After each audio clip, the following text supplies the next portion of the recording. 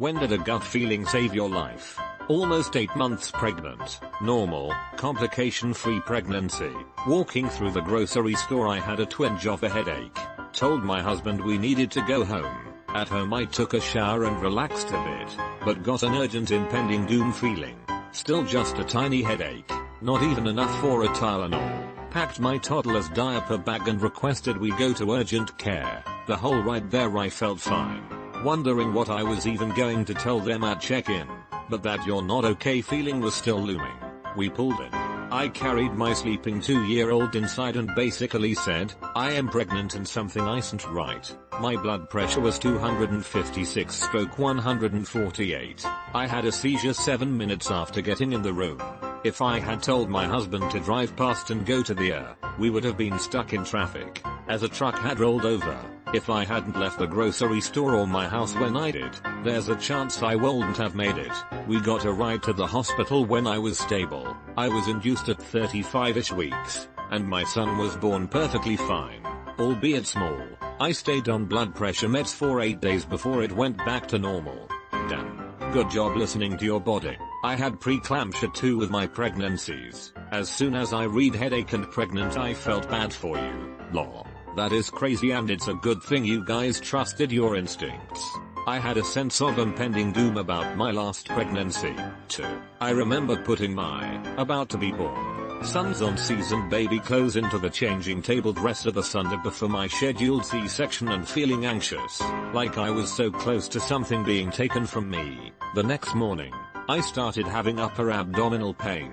My husband and I went to the but they only checked my gallbladder. Since my blood pressure was normal and checking my son isn't hospital policy, they gave me pain meds and sent me home. I woke up the next morning and my son was dead. I had undiagnosed HELLP syndrome. My friend very narrowly dodged both 9/11 and the Boston bombing. Bad good luck, I guess. We have a family friend who used to take the ferry to Manhattan. In the North Tower, his kid was sick so he was running behind and missed the ferry. His kid having the flu saved his life. His office was in an upper floor, right around the impact site, and X200B was very ill. Woke up to vomit and made it to the sink. Thought about rinsing it and go back to bed, but felt like I should turn the light on. Did, and it was full of blood. If I'd gone back to bed I would have bled to death in my sleep. I got a fun ride to the hospital at 2 AM. Luckily that bleed finally got me onto the transplant list, and 2 years later I got my nice pre-owned piece of liver. The 30th of September will be my 8th liverversary. Yay. Wow. That's absolutely terrifying. Happy liverversary in advance. It was Christmas Day. I'm driving to my parents at 6 AM. It's extremely dark out, when I see a horrible accident in front of me taking up the 2 right lanes. Both vehicles don't have their hazard lights on.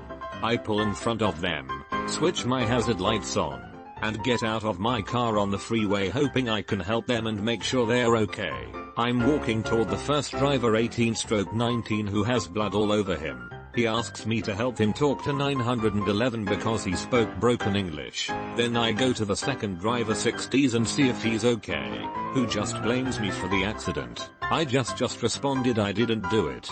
The operator then tells me to get everyone on the side of the freeway, which is only 2-3 feet from the slowest lane. Suddenly I have this gut feeling to look to my left, and as I do, I see a SUV racing toward us and I suddenly realize he's not going to stop and he's about to hit the first vehicle. The rest happened within a few seconds. The only thing I can think of is get out of the way, and the only way was to go backwards. At the time I didn't know, but there was an overpass behind us. As I'm about to fall back, I bothered to look where I was falling and saw how far the drop was. I reasoned I was either going to get hit by the SUV or be crippled from the fall and get hit by a car below me.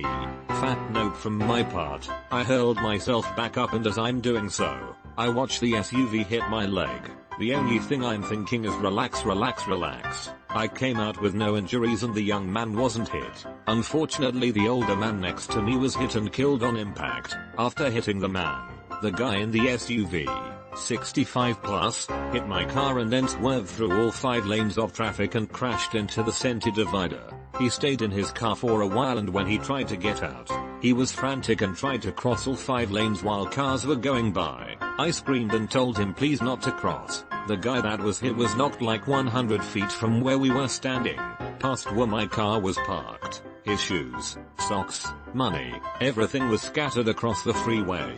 The worst part of witnessing it was the skid marks of his blood on the freeway, and his brain matter was in one little pile. All this was happening while I was still on the phone with 911. The operator asked me what happened, and asked me if I could drag his body off the freeway. I couldn't do it. I was afraid someone else might not see the accident, hit my car, and then me. It's been over a year since the accident and the police report isn't out yet. The guy in the SUV has insurance and a lawyer though. After the accident, a CHP told me that he's seen accidents like this where the Good Samaritan was killed trying to help. Takeaway from this: do not get out of your vehicle on the freeway. Edited with further details. Thank you so much for the silver. I've seen this so many times. I will never, ever stop on the freeway or other high-speed roadway if at all possible. Just in case, in Germany and Austria, you are required to stop at a traffic accident, secure the location and call emergency services. Exception is if there's already enough people there. 3 years ago I was planning a major fundraising event. I was working ridiculous hours trying to make sure everything was going to run smoothly. I had worst case scenarios planned out like a crazy person. One day I was climbing the stairs after getting home rather late when I became unnaturally short of breath. As I sat on my bed, my breathing returned to normal. My face became hot with what I can only assume is what's considered a hot flash in older women. I started to tingle with fear. I don't know how to explain it exactly. It was like I could feel electricity in the air warning me something was wrong. I immediately packed my laptop, paperwork, extra clothing, toothbrush, and so on. And I slowly walked down the stairs to my car, driving myself to the air. As soon as I got through the doors I collapsed, unable to breathe. I don't recall everything that happened right after, but what I do recall was being in the hospital for 8 days because both of my lungs were littered with blood clots. I had gotten a blood clot in my lower left calf from sitting and working too many hours on the event. It broke loose and spread throughout my lungs. The doctor said it looked like my lungs were filled with popcorn. Had I not driven myself to the hospital when I did, the nurse said I would have died. I will never ignore shortness of breath again, and I will trust myself when I know something is wrong. I am not only impressed that you listened to your body and grasped that something was seriously wrong, but that you took the time to bring your computer and paperwork along with other necessities with you. I had planned a fundraiser for the non-profit I worked for and understand how much work goes into it. Unfortunately, there are times when things occur that you never would have seen coming. The date of my fundraiser, the 9th of November 2001. Oh geez, that must have been such a difficult, unprecedented day for you. I honestly can't imagine what I would have done to get through the event. The reason I brought my computer and paperwork was because I wanted to make sure if something happened to me, someone would be able to run the event. Even as I type that, I realize how insane that sounds. I was a young, naive freshman in college and had basically no experience talking to boys. This guy had sat next to me for my whole 2-hour psych lecture and casually talked to me the whole time. Just little comments about the lecture, showing me things on his laptop, innocent stuff. When lecture ended and we got outside, it was pouring. To this day I've seen rain like that maybe twice in my life. Rain that would physically hurt to walk in. He offered me a ride and I said yes, but as he was pulling the car up I thought to myself, don't get in, and took off running to my dorm. Saw him on the news a few months later for raping 2 women. You truly dodged a bullet there. Yeah, maybe not saved my life but pretty damn close. My stomach dropped when I saw that on the news. Saved your life as you know it. Victims of rape aren't the same after the fact. Funny story from the other perspective. Exact same scenario, but when I pulled the car up she was just like never mind and ran off, with my umbrella. Dropped the class. I still look back and think, wow, the world is so shitty. A simple kind gesture I'd offer to any human can be scary for women. I get why she ran, I guess. Not that I would have done anything. I just wish that wasn't a world women have to live in where they can feel like that. You totally can't blame yourself or her though. Women are often victimized. The numbers speak for themselves. If a bad intuition is only accurate 1 time out of 10, then they need to listen to it every time. As a guy, it does feel like a gut pouch of a girl gets creeped out by me. But if I have to be a part of the 90% of upset, occasionally misunderstood men, to save her from that 10% of evil, then it's well worth it. People are marvelous things. We can recognize small movements and instantly know their meaning without having seen them before. You probably saw him moving with more strong, sudden movements instead of the normal, smooth ones, and saw him getting giddy about a catch, all without realizing. Such marvelous things, brains are. Several times I've hesitated entering an intersection to find that someone would run the red light at a speed that would put me in the hospital. This was a few years back. I came out of a club in my hometown after a heavy night of drinking.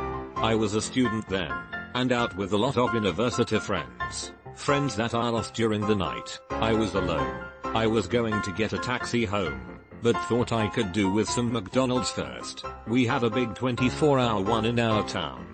During my drunken walk towards the McDonald's, I heard crying coming from one of the dark narrow alleyways we have in our town. I followed the noise down the alleyway until I came across a woman with her face towards the wall. She had a hood covering her face and had no distinguishing features. At first glance I thought that maybe she'd been raped or mugged, like why else would there be a woman crying in an alleyway? Anyway, as I got closer to her in that poorly lit alleyway, I saw two giant industrial bins between her and myself. It wasn't until I got within a few feet of the bins that I stopped. It was like a giant shock went through my body. I don't know how to adequately explain it other than a primal instinct. Within 2 seconds of seeing them bins that are large enough for people to hide behind, the dark lighting of the alleyway, and the faceless woman crying, I was 50% sure I was prey. I felt an urge to run away. It was like something inhuman in me was telling me to turn and run my fucking legs out of that dark place. When I got to the light at the end of the alleyway, I turned to see if anybody was chasing me. Nobody was, but nobody was crying also. That gave me legit chills. Just like the random crying women in Red Dead Redemption. RDR2 has some legitimately scary things in it. I wouldn't mind Rockstar trying their hand at making a horror game. They released the Manhunt series of games a few years back, probably the closest you're getting to a horror game from Rockstar. Which L4D2? Honestly, the first thing that came to mind when I read she had a good covering her face, and the fact that she was crying, was the scene in Spider-Man where the Goblin does the same in the burning building to lure in Spider-Man. That shit scared the crap out of me as a kid. We found Spider-Man's Reddit account. Sensed a disturbance in the force. Jumps over to crying woman. Hello there. My Latino upbringing would have kickin' like. That's Lillerona, get TF out of there, which in this situation seems like it would have saved me, but sucks for women crying in alleys in general. Right, I'm only half Mexican, but I grew up hearing all of the creepy folklore from my grandma. Pair that with several cases of people using crying women recorded sounds of crying to lure people to their doom, and there is zero chance that I am ever gonna approach that kind of situation. But nobody was crying also. My eyes are leaking and my body is covered in chills. It was a scripted event. You fell for it once and had to reload a quick save. That's how you knew. I was working as a bank teller and our bank had large windows on 2 sides of the building so you could watch everyone walk from their car into the bank. A guy started walking in and I instantly knew something was up. He wasn't doing anything abnormal, I just got a weird feeling. I was the only one in the front. Everyone else was either at lunch or in the vault, so I couldn't leave my station. I prepared myself to get robbed, so I took a few deep breaths and tried to remember everything about him to tell the cops about it later. Sure enough, he walked up and opened his wallet to show me a note that said something like, I have a gun. Do not say a word. Give me all the money you have. That gut feeling allowed me enough time to calm down and formulate my thoughts so I could get him out of there as soon as possible, while also remembering as much about his appearance, voice, mannerisms, etc. as I could. Edit. He was caught after his girlfriend turned him in. My bank was the last he robbed in Denver. Here's an article. Ho hum bandit gets 6 years in prison. NBC7 San Diego webpage. I wonder what it is that tickles that sense of abnormality. Probably the stockings he was wearing over his head. I wear it for medical reasons. Don't judge. When you see thousands of PPL walking into your bank every day, you make a subconscious model of a typical customer walk. This guy had different intention, thus a different vibe. I was a bank teller and was robbed in a very similar way to Arp's story. Dude walked up and handed a note asking for 20s, 50s, 100s, when most customers walk like animals in a cage, looking in all directions and wondering when their turn will be. Yeah, the guy staring at the ground the whole time is going to stand out. By contrast, I was so oblivious when I was robbed while working cashier as a teenager at a local convenience store that the cops thought I was trying to cover for the robber. It was a small rural town in the early 80s. Everyone knew everyone, so they figured that the only explanation to me not being able to recall any detail was because I knew who he was. I tried to explain that I am really not that observant. Since then I have chatted for 25 minutes about my son with a guy I couldn't place. If not for a few key details I wouldn't have remembered that he coached my son's baseball team for 4 years and one of those years I coached with him. The cops eventually gave up and told me that if I remembered anything to give them a call. I never did, and whenever I saw them around town they would give me the side eye. Moral of the story: be less like me and more like you, princess of Persuasion. I was on my way to work once and as the light turned green and I was about to go through, felt something tell me to wait, so I slowed a bit and as did a car zoomed through the red light of that intersection. I'm sure if I just went through I would have been hit. I'm sure a lot of people have stories like that, and it's always amazing creepy to hear about such instances. When I was in college, I lived in a sketchy part of Chicago, Humboldt Park, Logan Square, before gentrification. I liked to take late night strolls, even when I was living in that neighborhood as a 20-year-old woman. Yeah, I know, pretty dumb of me. One night, I was feeling stressed out, so I embarked on one of my late night strolls.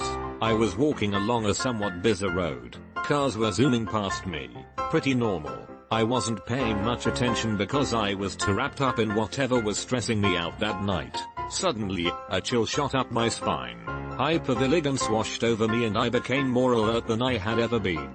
Something was wrong. Someone was watching me.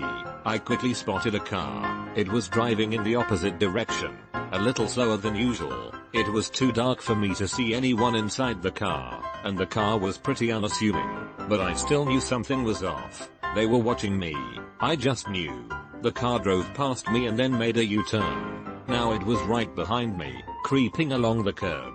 Luckily, there was a Walgreens a few blocks ahead. I started walking faster, and the car eventually sped past me and disappeared into a corner. I somehow knew I wasn't safe yet, so I still sprinted to Walgreens. I told the security guard what happened, and we both went outside. The car was parked up the street, about 50-100 feet away. The security guard was a big guy who looked intimidating.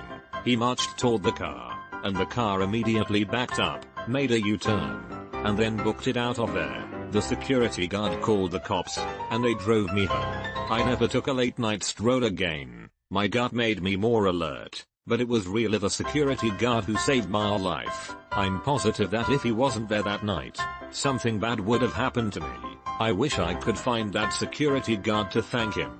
I like to take late night strolls, even when I was living in that neighborhood as a 20-year-old woman. Yeah, I know. Pretty dumb of me, man. I see what you're saying, but I really hesitate to call anybody dumb for wanting to take a walk in their neighborhood. That is a normal thing to want, and it sucks that people made that dangerous for you. But you're not dumb. God damn it, now I'm extra hungry, lol. My dad's story. My dad was probably in his 20s. He's in his 50s now. He was at the bar drinking with his friends and they were all getting ready to leave. But something told my dad stay for another drink, so he did. Well, later that night traveling home he found out the bridge he usually crosses to get home collapsed around the same time he would have originally been crossing it. Not my gut feeling, but my mom's. She wouldn't let me go out of town for a weekend with my best friend. We were supposed to go to an overnight picnic, where her older, responsible guy friend would escort us in his safe, new car. My mom categorically refused, and my teenage self became hysterical to the point of slamming doors and yelling profanities at her. The next day I find out my best friend and another girl were decapitated in a car accident. The guy drove drunk while I too fast on a country road. The car hit the gravel on the side of the road, and the car flipped a few times before hitting a tree that ripped the car in half. My best friend's parents had to identify her remains through jewelry they found at the scene. She was 17. I was 16.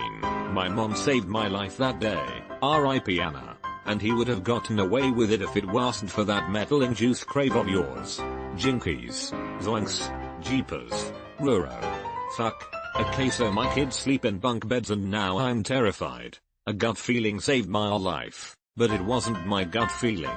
My mom knew something was wrong with me as a baby, even after the local doctors told her nothing was wrong when she took me 23 times. Deep South doctors. She didn't relent, and trusted her gut, and drove hours away to an actual city in our state where they found my cancer. Too much later and I'd have been dead. My so thankful for my mother, but trusting her gut and sticking with it. My husband, me, and our 2 young children were visiting my parents. They live in a rural farming area. There are steep hills, fenced acreages right next to the road. We left late, the kids were asleep. We seat belted the kids in the back seat of the small car. Driving down one of the steep hills and around a curve, I get an anxious feeling and say out loud, "It's a wonder we have never seen any cows loose out here." Then we start up another steep hill and I say, "Can you imagine if a black cow was out on a night like this?" My husband immediately slows down and at the bottom of the hill a black cow was standing in the middle of the road in our lane. We were stunned. We slowly drove around the cow and looked for a opened gate or down fence. We didn't see anything. It was surreal. Looking back, I have said it was sixth sense or divine intervention. Bovine intervention? Holy cow. I wish I could go back and see the times where small decisions I didn't realize saved my life. Fuck that. Then you'd constantly be questioning similar decisions in the future. I am okay not knowing. On the flip side, you might trust that slight sink in your stomach a bit more too. It didn't exactly save my life, but I did avoid getting robbed. When I was in high school, I was supposed to hang out with some friends after school. They were taking a long time to come out of class, and I just had this feeling that I should home. I tried to message them, but didn't get a reply, so I went home. Later that day I heard from one of them that a group of guys came up to them as they exited the school and asked for their phones and money. Luckily they didn't get hurt since one of the guys had a knife. I felt bad for them, but I was glad that wasn't there because anything could have happened. Why would you rob a high schooler? I never had more than like $5 on me all through school. I don't live in a rich area whatsoever. I live in Rancho Cucamonga, CA. But when I was in high school 2009 to 2012, all the upper class students had expensive $200 $300 Nixon watches and always the latest iPhone and Jordan's Nikes. So I guess if you're desperate enough, a 17-year-old kid is easy prey. Not me, but a family member. During 9/11 they worked at an office job on one of the mid-level floors, pretty high up still of the second tower hit. After the plane hit the first tower, the office workers were told to evacuate the building, I guess in case of the other building collapsing or fire hazards. After a short moment, the company ordered the workers to go back up because nothing else was happening, and they needed to make that dosh. While most all of them went up, my family member stayed below because they had a gut feeling something bad was going to happen. A lot of their friends and co-workers didn't make it since their office was so high up when the plane hit. They make them work in the building literally next to the result of a terror attack. What the fuck is wrong with people? You're too young to remember pre-9/11 life in America. For one, no one knew it was a terrorist attack after the first tower was hit. Everyone was assuming accident until the second plane hit, when it became obvious that this was intentional. Also, pre-9/11, possible terrorist attacks weren't looming in the back of everyone's minds all the time. It seems so obvious now because that's the world you grew up in. But at the time it didn't seem like there was any reason to leave your perfectly good building because the next one over had an accident happen. On my very first day as a full-fledged police officer, I was called to assist on a single car accident. It had been raining that day and a car had crashed and turned sideways on a highway off-ramp, forcing the first officer to shut it down. He was afraid that cars were coming by too fast, and he asked me to shut down the closest lane. I parked my car in a lane on what was a perfectly straight stretch of highway. Eventually, fire and EMS arrived to tend to the people who had been in the car, and a tow truck arrived to clear the wreck. There were 5 vehicles with flashing lights on this straight stretch of highway at night. I was also wearing a full-length high-visibility raincoat with reflectors on it. I felt pretty comfortable standing near the center lane, and so I wasn't paying attention to oncoming traffic. but I suddenly got the feeling that I should stand closer to my unit. As soon as I moved, the car barely avoided striking my police car, veered to where I had been standing, crossed over 2 lanes, struck a car, veered in the opposite direction, struck another car, spun out, and then came to a stop after striking a guardrail. I ran down the highway to assist the driver, who had totaled her car and had broken both her legs. She said that she couldn't tell which lane was being blocked off. I'm almost 100% sure that she had been texting and driving. Edit. Grammar. Texting and driving is one of the stupidest things to do, just like drinking and driving.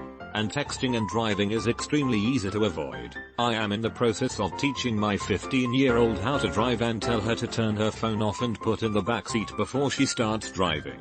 The trunk works as well. Put it out of sight and out of reach if it's really that tempting to you.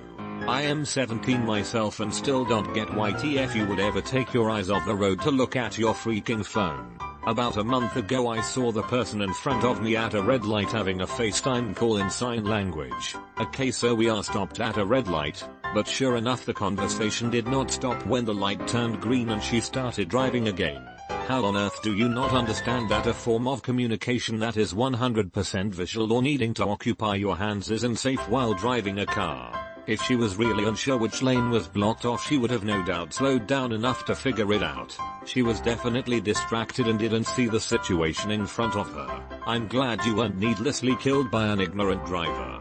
Stop just before leaving a mall on the way home from closing up shop to send a text to my long distance BF. It was the 5 minutes our schedules halfway lined up. Old geezer. We're talking about the around before time was a concept kind of old. Came up and offered me a walk to my car. I had creepy feeling about him. I refused repeatedly, but he kept getting between me and the door, and the rest of them all had gates up to prevent people from going all the way through. So I calmly just kept denying until I came up with an excuse to dip into the restaurant next to the exit. It was closing up, but they hadn't closed the side door yet. I waited to dip in until I saw someone at the host stand. I hurriedly explained the situation. He pretended to seat me. Old guy went away. Host walked me to my truck. I drove him back to the other entrance of the restaurant. Got followed halfway home and my truck drove around until he turned off. Drove 20 more minutes and then went home. Guess whose face popped up on my FB feed the next week? He was essentially ringleader of a human trafficking ring. Edit. One of my first and most updated comments is about this if you'd like the longer, more complete version. Just short-ended to the important stuff to get the point he made. Not really a life-saving moment, but avoiding a visit to the hospital. I was staying the night at my grandma's house and I had to get up to use the restroom. I was walking in the dark and I stopped. I had this bad feeling, so I switched on the light. Right in my pathway a couple feet away was a baby scorpion. I had a huge chance of getting stung. I grew up in a small farming community. Back then, when you were the only kid on the bus who lived down a stretch of road, the bus driver dumped you off on the corner of the street and you usually walked the half mile or so to your house. I was in detention once, so I had to ride the elementary bus home after, and no young kids lived on my road, so I was dropped off. As I got off the bus, and it started driving away, another guy pulled up to turn right. He just stared at me with dead eyes and my adrenaline simply spiked. We had just plowed the field I was in, so it was fairly rough terrain. But I knew in my heart of hearts that he was coming back, so I sprinted. As I was about halfway through the field, running parallel to the road, I know now I should have run deep. I turned and saw him charging back up towards the road I was just dropped off on. He was moving. Long story short, I hit a cornfield as he slammed on his brakes and got out of his car. By that time I was gone. I heard him get back into his car and drive away, but I didn't move from that field for a good 2 hours. I eventually trudged my way home. This is not my story and it wasn't my life, but it's kind of related and interesting, so I'll throw it out there. When my sister was just a few months old, my mom set her in her bassinet one night before going to bed. She was lying in bed trying to sleep, but couldn't shake this feeling that something was off. I remember my mom's description of the event was kind of haunting in a way. She walked into the totally silent living room, where my sister's bed was. It was December and we had a Christmas tree set up, and in the glow of the tree my mom looked in and saw my sister not breathing. If I remember correctly, she was basically choking on phlegm. turning blue. Fortunately my mom is a lifeguard instructor, so she did back blows to clear my sister's airways a bit and got her to the hospital. I don't know what it was that my sister had exactly, but she was horribly congested and had a fever, and it set on very quickly. The doctors got her fixed up, and she's alive and well to this day, but it's horrible to think what might have happened if not for my mom's instincts that night. When my youngest was a few days old, my husband and I were taking shift sleeping. He had the baby and I was out like a light. I woke up like somebody jolted me with a cattle prod and ran to the living room about the same moment my husband realized the baby wasn't breathing. He was awake and looked panicked, but there was no reason he would have been choking. On instinct I yanked him out of my husband's arms and blew in his face. He gasped. His color went normal and he wanted to nurse. I called the NICU unit number we got at discharge and told the nurse what happened. She was completely nonplussed. He's premature. Sometimes they forget how to breathe. We've had 2 other instances of this happening and all 3 times I've had an uncontrollable urge to check on him. One was from the passenger seat in the truck, where I told my husband, pull over somewhere, and launched myself to the backseat just as the baby started thrashing in a panic. We installed those car seat mirrors that day. Thankfully he's outgrowing it because I've been on ultra mega high alert for 9 weeks straight. I took infant CPR and the instructor was so nonchalant about how often small babies, especially preemies, just stop breathing. It happens so often. There's a little sensor you can get that begins to go off if the baby's breathing changes while they're asleep. It might save you some sleepless nights. This is some straight up Final Destination shit, I swear. I'm currently living in San Diego, California, and when it rains here people just forget how to drive safely and will go tearing down roads not thinking about the possibility of hydroplaning. Anyways, it has been raining a lot since the new year, and my walk home from college is only about 10 minutes, so I take the chance to walk whenever possible. After my evening class the roads were still wet, but it was a bit sunny and wasn't raining, only the roads were wet. I was waiting to cross the road and soon enough it was my turn to cross, but as I went to move forward I just had something in my head tell me to wait a second.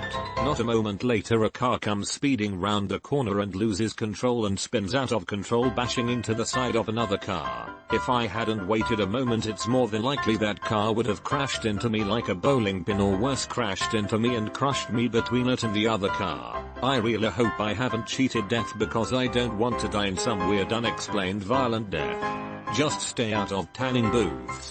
Relaying a friend's story. He was living in London and about to catch his usual bus when he felt like a cigarette. Just as he lit up he could see his bus pull around the bend.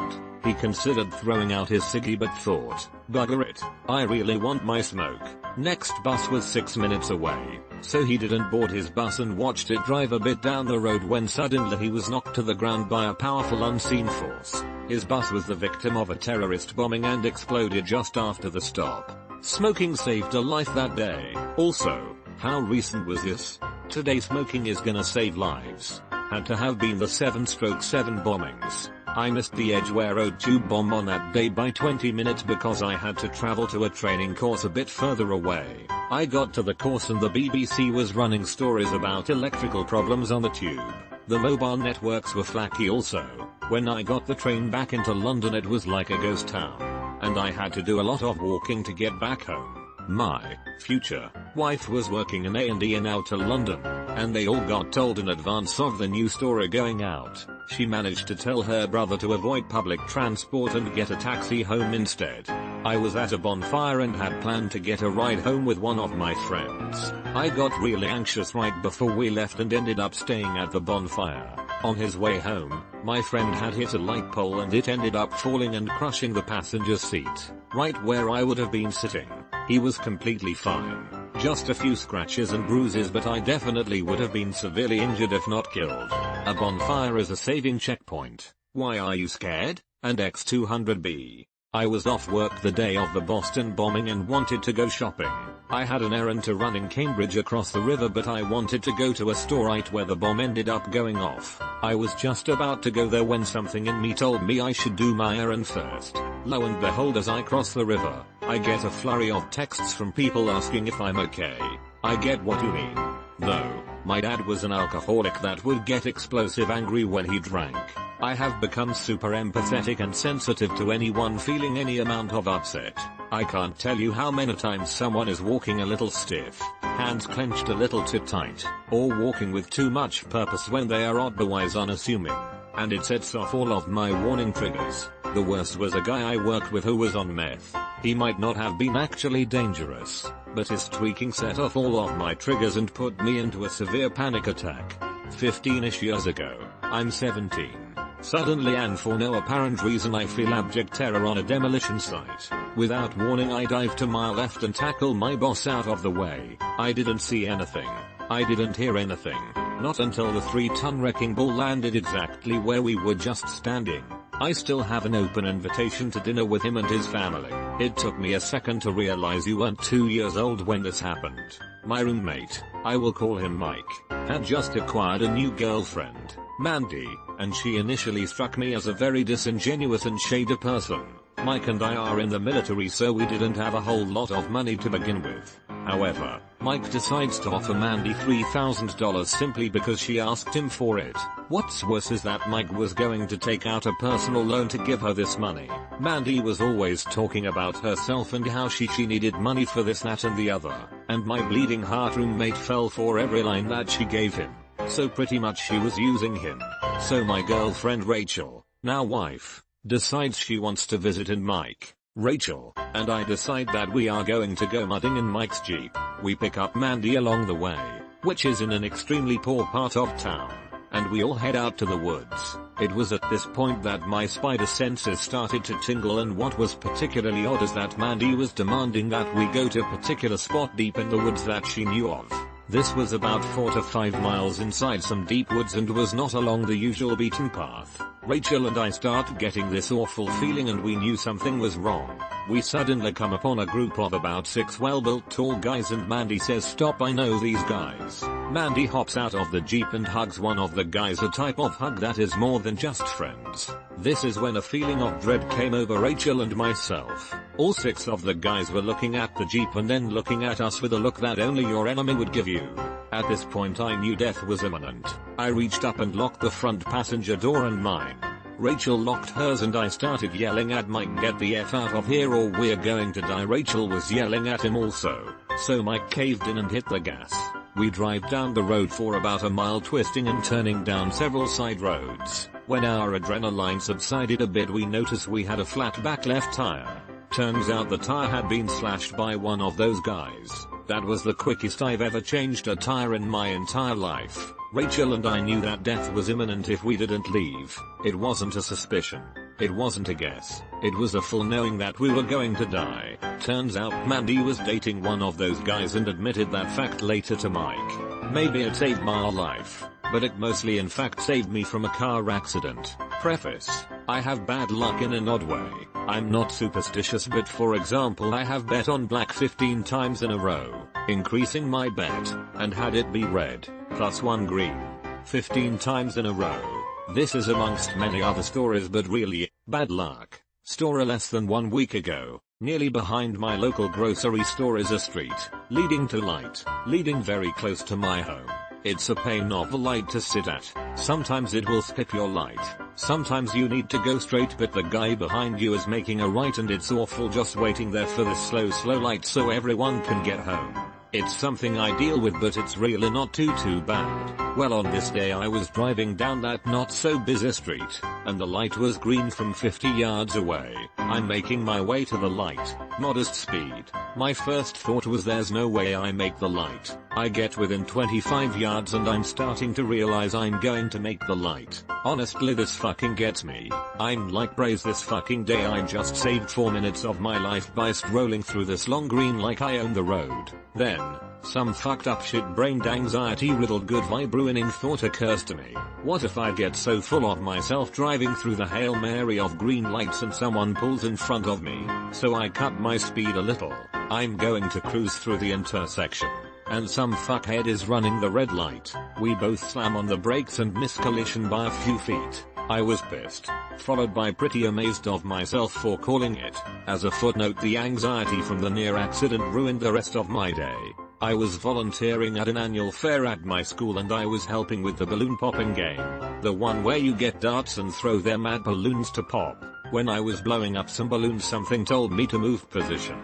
Not even 5 seconds later a dart went flying right where I was standing. While I admit I wouldn't have died, it did save me from a lot of pain. This happened twice. Your school really needs to either stop the dart game or fix up an enclosure. Jesus. When I was in the army we spent 3 weeks in Panama for jungle training. The terrain down there is a nightmare, nothing but steep hills. You try to stick to the ridges if you can, but unfortunately they rarely run in the direction you're traveling. On our last day in the field we were moving to set up an ambush when we came to the ridge of a hill, roughly 200 m from top to bottom, with about a 45-degree slope. We really should have rappelled down it, but we lacked the rope to do it properly. Instead we start carefully picking our way down the hill, while carrying about 65 pounds of gear. About halfway down the hill, I slipped, had that frantic moment where my arms are pinwheeling while I'm trying to catch my balance, but luckily I stumbled against this spindly little sapling of a tree, just a couple of feet tall. It was just barely big enough to stop my slide, and let me regain my balance. While I'm doing that, I hear a guy at the top of the hill yell rock, meaning he's just kicked a rock loose and it's now tumbling down the hill. I look back but don't see anything, so I shrugged and turned back to continue my journey down the hill. Okay, so this is the weird part. Even to this day I can't explain it. I'll just tell it the way I remember it, and let you draw your own conclusions. As I'm preparing to head down the hill, I swear I heard a little voice in the back of my head. You know, you might just want to take another look up that hill. Okay, so I turned to take another look, and this time I spotted the rock. It was about the size of a bowling ball, moving at a pretty good clip, and it must have just hit something and bounced, because when I spotted it the rock was about 2 feet from my face. And zooming in for the kill, I think I reacted the way most people would. I screamed shit, and tried to dive out of the way. I almost made it. Damn thing clipped my elbow, and threw me straight back, and the only thing that stopped me was that same little spindly sapling I bumped into the first time. I thought I'd shattered my elbow, and I'm hollering like a stuck pig, but thankfully I was only badly bruised. Thing is, if I hadn't turned around for another look, that rock would have either snapped my neck, or thrown me down the hill to let gravity do the work. Either way, that little voice probably saved my life, and like I said, I still can't explain it. Not my gut feeling, but my gran told me this.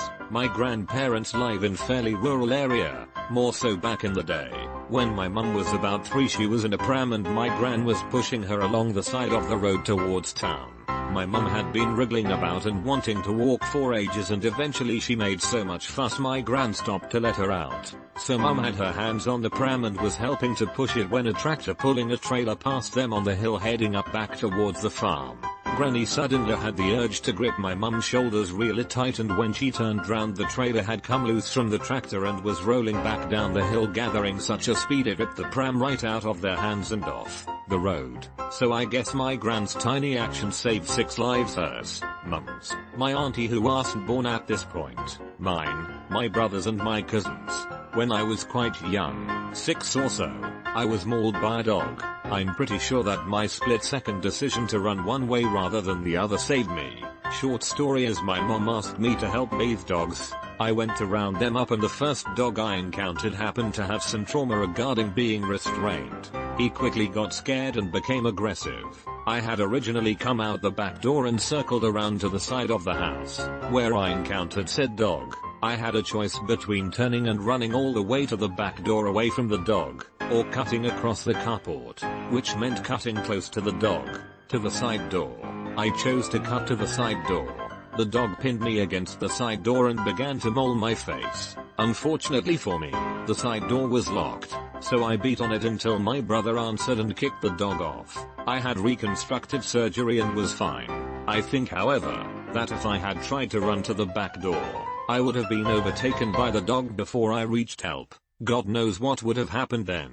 I likely would have been tackled by him in the backyard far enough away that it was possible no one would have heard me. I don't blame the dog, but I do occasionally wonder what might have happened that day if I had decided to take a different direction. R.I.P. stranger, I know it wasn't your fault. A friend was having a party at a popular casino that has a resort. Myself and a few friends show up and we see a cop and an employee enter the elevator as we enter the other one next to it. As soon as I saw that, I had a bad feeling. We get to the same floor and try to find the room that the party is held in. We see the cop next to room, talking to the woman that filed the complaint, and just as a friend was about to knock on the door, I tell her out loud, "Nah, that's not the room, we're on the wrong floor." The cop stopped us and asked what we were up to, and we told him we were visiting a friend but got the rooms mixed up. He let us going, and turns out the room that we were about to go into was the room my friends were having the party in. Lots of underage people drinking weed, and a noise complaint. People with weed on them got a citation and they are banned from going again. Dodged a bullet there. He knew.